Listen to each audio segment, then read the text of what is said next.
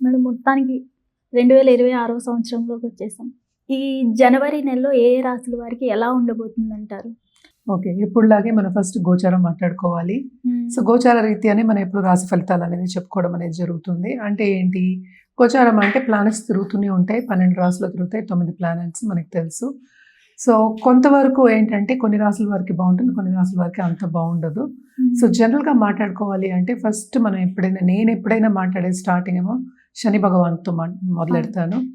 శని ప్రస్తుతం ఏంటంటే మీన రాశిలో ఉన్నారనమాట. సో, ఆయన ఈ నెలంతా ఇక్కడే ఉంటున్నారు. ఈ సంవత్సరం కూడా ఇక్కడే ఉంటున్నారు. అలాగే మనం చూసాము అంటే జూపిటర్ నెక్స్ట్ మనకి గురు మహారాజేమో మనకేమో ప్రస్తుతం జెమిని అంటే ఏంటి మిథునంలో ఉన్నారు. అలా రిట్రోగ్రేషన్‌లో ఉన్నారనమాట. ఈ నెలంతా ఇక్కడే ఉంటారు. తర్వాత మనకి మోస్ట్ ఇంపార్టెంట్ మనం చెప్పుకోవాలి అంటే కనుక సూర్య భగవానుడు సంక్రమణ జరగబోతోంది. అది జనవరి 14కి ఎక్కడ మకరానికి. సో, మకర సంక్రాంతి అనేది మనకి స్టార్ట్. అంటే సంక్రాంతి నుంచి మనకి స్టార్ట్ అయినప్పుడు ఉత్తరాయణం అనేది స్టార్ట్ అవుతుంది. సో, ఇప్పుడు దీని తర్వాత మనకి ముహూర్తాలు ఉంటే మనకి తెలుసు. జనవరి ఎండ్ నుంచి ఫిబ్రవరి మనకి ఏప్రిల్ అంతవరకు మంచి ముహూర్తాలు ఉంటాయి. చాలా పెళ్ళిళ్ళు అవుతాయి. మంచి జరుగుతుంది. చాలా బాగుంటుంది అని చెప్పడం జరుగుతుంది. అదొకటి కాకుండా మనం మాట్లాడవలసింది మార్స్ అంటే కుజుడేమో ప్రస్తుతం మనకి ధనుర్లో ఉన్నారు. మనం మాట్లాడుకున్నాం కూటమి జరుగుతోంది అని చెప్పేసి ధనుర్లో. సో, ఆయన ఏంటంటే మనకి 16th జనవరికి ఏంటంటే మకరానికి మూవ్ అవుతున్నారనమాట. అలాగే నెక్స్ట్ మనం మాట్లాడుకోవాల్సింది శుక్రుడు కూడా మనకి ఏంటంటే మనకి ధనుస్సులో ఉన్నారు. ధనుస్ నుంచి మనకి మకరానికి 13th జనవరి వెళ్తున్నారనమాట. మళ్ళీ నెక్స్ట్ మోస్ట్ ఇంపార్టెంట్ ప్లానెట్ మనకి బుద్ధి జ్ఞానం ఇచ్చేది మనకి బుధుడు. సో, బుధుడు కూడా ఇక్కడ ఏంటంటే ప్రస్తుతం ఆయన ధనుస్సులో ఉన్నారు. మెర్కురీ ఏంటంటే 17th జనవరికి ఏమో మకరానికి వెళ్తున్నారు అనమాట. మళ్ళీ ఏంటంటే మొత్తం కూటమి మనకి ఇక్కడ మకరంలో జరగబోతోంది అనమాట. నెక్స్ట్ మనం మాట్లాడుకోవాల్సింది రాహుకేతువులు. రాహు ఏంటంటే ప్రస్తుతం కుంభంలో ఉన్నారు. కేతు ఏమో మనకి తెలుసు సింహంలో ఉన్నారు. సో, ఈ రెండు కూడా ఈ నెలంతా ఇక్కడే ఉంటున్నాయి అనమాట. సో, ఇదన్నమాట గ్రహచారం. మనం దీన్ని బట్టి మన రాశి ఫలితాలు అనేది మాట్లాడుకోవాలి. ఎప్పటికైనా సరే జనరల్గా మనం ఈ నెల ఏం చేయాలి అంటే కనుక సూర్య భగవాన్ని రోజు అర్ఘ్యం ఇవ్వడం కానీ, అలాగే ఏంటంటే కాసేపు ఎండలో వెళ్ళి స్పెండ్ చేయడం కానీ చాలా మంచిది. అన్ని రాసుల వారు జనరల్గా మనం చెప్తాం హెల్త్కి మంచిది. అలాగే అర్ఘ్యం ఇచ్చినప్పుడు ఏంటంటే చాలా ఒంటికి కూడా మంచిది. అర్ఘ్యం ఇస్తాం కదా నీళ్ళు, ఆ నీళ్ళు కూడా తాగుతారు. సో, అది ఇచ్చినప్పుడు కూడా చాలా మంచిది అనమాట. సో, ఇది ఫస్ట్ సూర్య భగవానికి కంటిన్యూస్గా పూజ చేయొచ్చు. అలాగే నవగ్రహ చుట్టూ ప్రదక్షిణ చేయడం కానీ, నవగ్రహ పూజలు చేయడం కానీ చాలా మంచిది. మనకి తెలుసు సూర్య భగవానుడు జనరల్గా మనం ఎప్పుడు చెప్పేది సోలార్ సిస్టమ్కి మనం కింగ్ అని చెప్పుకుంటూ ఉంటాం. అంటే అధిపతి కింద నేను చెప్తాను. అన్నీ సూర్యుడి చుట్టూ తిరుగుతూ ఉంటాయని చెప్తూ ఉంటాం, మనకి తెలిసిందే. సో, సూర్యుడిని కొలవడం అనేది ఈ నెల అంతా చాలా చాలా మంచిదన్నమాట. ఎవరైనా దేవి పూజలు చేస్తే తప్పక దేవి పూజలు చేయండి. చాలా చాలా మంచిది. అలాగే రుద్రాక్ష విషయానికి వస్తే కనుక తప్పక వీళ్ళ ఏకముఖి రుద్రాక్ష వాళ్ళు తీసుకుని ధరించడం అనేది చాలా మంచిది ఈ నెలలో ఎస్పెషలీ. అలాగే మనకి తెలుసు జనవరి కూడా first month of the year. So, ఏకముఖి ధరించడం అనేది మంచిది. అలాగే ఏంటంటే ఎవరైనా నేను ఇందాక చెప్పినట్టు దేవి పూజలు చేస్తున్న వాళ్ళైతే తప్పక ఏ దేవి పూజలు చేస్తున్నా కూడా ఆపద్దు, కంటిన్యూ చేయండి. సో, ఇవి జనరల్ రెమెడీస్. ఒక్కొక్క రాశి వారిగా మనం రెమెడీస్ అనేవి మాట్లాడుకోవడం అనేది జరుగుతుంది. సో, ఎవరెవరికి ఏల్నాటి శని ఉందో ఇప్పుడు చూద్దాము. ఏల్నాటి శని ఉన్న వాళ్ళు ఏంటంటే మనకి మేషానికి, అలాగే మీనానికి, అలాగే కుంభానికి. సో, కుంభానికి ఏంటంటే లాస్ట్ ఘట్టం అంటే లాస్ట్ 2.5 years. అలాగే మీనానికి సెకండ్ ఘట్టం ఇంకా ఏంటంటే ఇంకా 5 ఏళ్ళ లోపల ఉందన్నమాట. సో, మేషానికి ఏంటంటే ఇప్పుడే స్టార్ట్ అయింది కనుక ఇంకా 6-7 years ఆల్మోస్ట్ 7 years వరకు ఉంటుందన్నమాట. అలాగే మనం చూసామంటే జూపిటర్ గురు రిట్రోగ్రేషన్లో ఉన్నారు. సో, కొంతవరకు కొన్ని రాశుల వారికి ఇబ్బందిగా ఉంటుంది. అలాగే ఏ రాశి వాళ్ళకి బాగుంది అనేది చూద్దాం.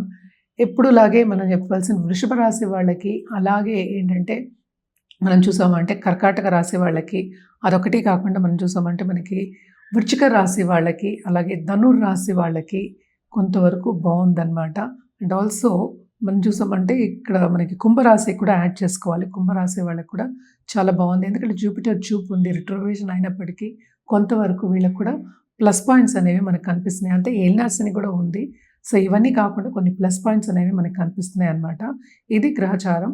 సో నెక్స్ట్ మనం మాట్లాడుకోబోయేది ఇప్పుడు రాశి ఫలితాలు మాట్లాడుకుందాం. మేడం, ఈ జనవరి నెలలో తులారాశి వారికి ఎలా ఉండబోతుంది అంటారు?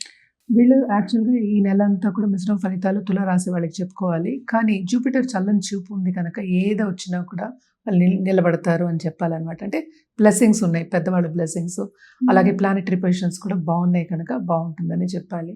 అలాగే మనం చూసాము అంటే సెకండ్ లార్డ్ ఎగ్జాల్టేషన్కి వెళ్తున్నారు.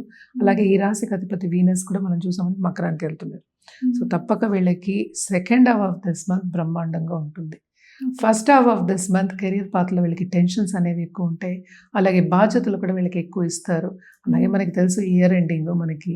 సో ఎలాగో ఫైనాన్షియల్ సిచ్యువేషన్ అంటే ఎక్కువ ప్రెషర్ అనేది మనకి కనిపిస్తోంది అనమాట, ఎస్పెషల్లీ ఈ రాశి వాళ్ళకి. సో తప్పక వీళ్ళు పర్సనల్ డెవలప్మెంట్ దాచిపెట్టడం అనేది మంచిది.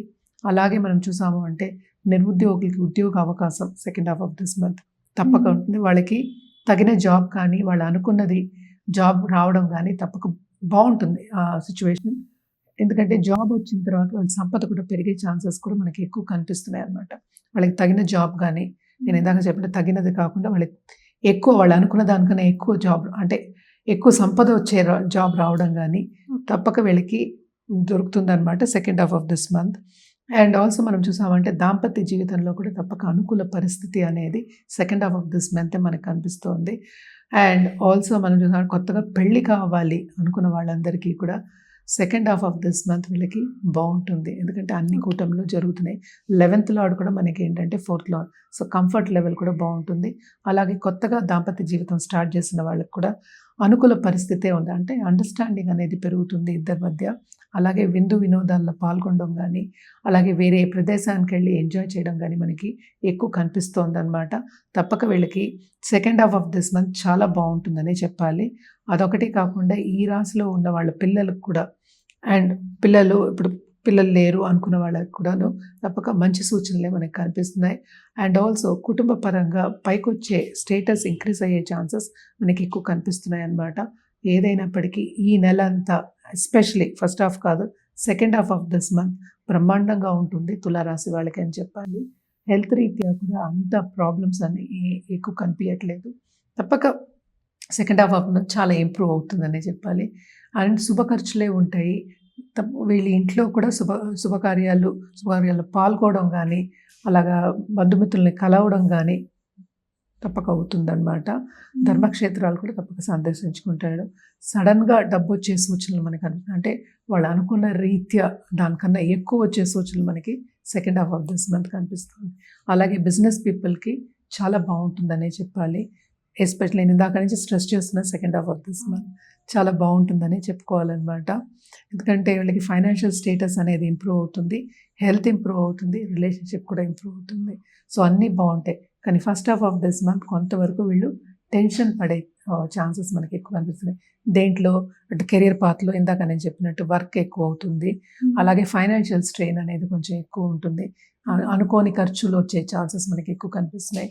అదొకటి కాకుండా ఎవరికైనా అప్పులు ఇస్తే కూడా, అంటే ఎవరికైనా కొంచెం లోన్ లాగా ఇస్తే కూడా అది తిరిగి వచ్చే ఛాన్సెస్ మనకి తక్కువ కనిపిస్తుంది అనమాట. ఏదైనప్పటికీ second half of this month వీళ్ళకి బ్రహ్మాండంగా ఉంటుందని చెప్పుకోవాలి. వీళ్ళు ఎలాంటి పరిహారాలు చేస్తే బాగుంటుంది అంటారు?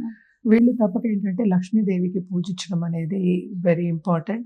ఎస్పెషలీ ఫ్రైడే ఏదైనా సరే, ఏ టెంపుల్ అయినా సరే, దేవి టెంపుల్కైనా వెళ్ళి పూజించండి. కానీ ఇంట్లో ఏంటంటే అష్టోత్తరం చదువుకోవచ్చు, దేవిది లక్ష్మీదేవిది అష్టోత్తరం చదువుకోవచ్చు. ఏదైనా సరే ఒక స్తోత్రం కానీ, లేకపోతే సూక్తం కానీ, శ్రీ సూక్తం మనకు తెలుసు, ఖడ్గమాల స్తోత్రం ఇవన్నీ ఉన్నాయి. ఏదైనా సరే మీకు రాకపోతే యూట్యూబ్లో విని కొంచెం వింటే కూడా ఏంటంటే మనకి ఆ పుణ్యం అనేది మనకు వస్తుంది. సో తప్పక ఇది లక్ష్మీదేవిని మెయిన్గా పెట్టుకుని పూజ చేయడం అనేది వెరీ వెరీ ఇంపార్టెంట్ అన్నమాట. అలాగే రుద్రాక్ష విషయానికి వస్తే కనుక తప్పక వీళ్ళు ఏంటంటే త్రిముఖి వేసుకోవచ్చు, అలాగే ఏంటంటే నవముఖి రుద్రాక్ష కూడా వేసుకోవచ్చు అనమాట. ఇవి రెండు వేసుకోవచ్చు. కానీ ఏదైనప్పటికీ జాతక రీత్యానే ఇది కూడా రుద్రాక్ష ప్రిస్క్రైబ్ చేయడం అనేది జరుగుతుందన్నమాట.